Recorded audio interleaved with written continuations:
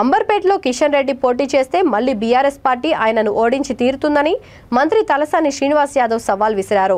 Amberpet crown function హాల్లో MLA కాలేరు వెంకటేష్ ఆధ్వర్యంలో ఆత్మీయ సమ్మేళన కార్యక్రమాన్ని ఘనంగా నిర్వహించారు.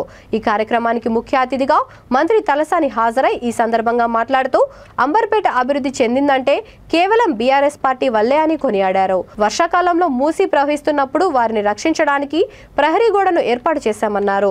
ప్రతి ఒక్కరూ బీఆర్ఎస్ పార్టీ హ్యాట్రిక్ కు అవకాశం ఇవ్వాలని మంత్రి కోరారు. కార్యక్రమంలో బీఆర్ఎస్ నేతలు కార్యకర్తలు పాల్గొన్నారు. మరి రైతన్న కోసం కూడా చాలా కార్యక్రమాలు జరుగుతున్నాయి.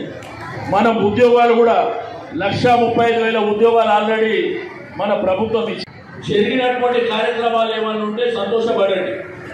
జరగని ఏమన్నా ఉంటే చెప్పండి. జరగని కార్యక్రమాలు ఏమన్నా ఉంటే కూడా అవి చేయడానికి మేము సిద్ధంగా ఉన్నాం. అది ఎన్ని వందల కోట్ల రూపాయల కార్యక్రమాలైనా కానీ మీరు ప్రజలందరూ బాగుండాలి, మీ ప్రాంతంలో అన్ని సదుపాయాలు సక్రమంగా ఉండాలి.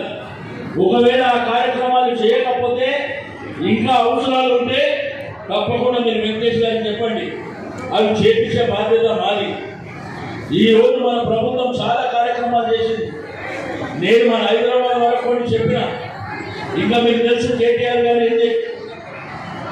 గారు హైదరాబాద్ని డెవలప్ చేయడమే కాకుండా నీకు ఐటీ కానీ మరి అండర్ పాస్ కానివ్వండి, ఇట్లా చెప్పుకుంటూ పోతే కరోనా వైరస్లో ఇంట్లోకే బయటికి మనిషి అయితే పరిస్థితి బయటికి లేనప్పుడు కర్ఫ్యూ వాతావరణం ఉంటే ఆ టైంలో హైదరాబాద్ రోడ్లనే విషయం మీకు అందరికీ తెలుసు. ఈ స్ట్రాటజిక్ నాలా డెవలప్మెంట్ ద్వారా ఈ ఫీవర్ హాస్పిటల్ నుంచి మీకు ఇక్కడ వరకు మూసి రివర్ వరకు వరదలు వచ్చినప్పుడు ఈ ఎంత వైపు కూడా ఎంత ఇబ్బందులు పడ్డారో ప్రజలందరికీ తెలుసు. మరి ఆ కార్యక్రమాలను కూడా మరి దగ్గర 45 కోట్ల రూపాయలతోనే ఆ కార్యక్రమాలు కూడా జరుగుతున్నాయి. ఇంకా అంబర్పేటకు చాలా చేయవలసినటువంటి అవసరం ఉన్నది.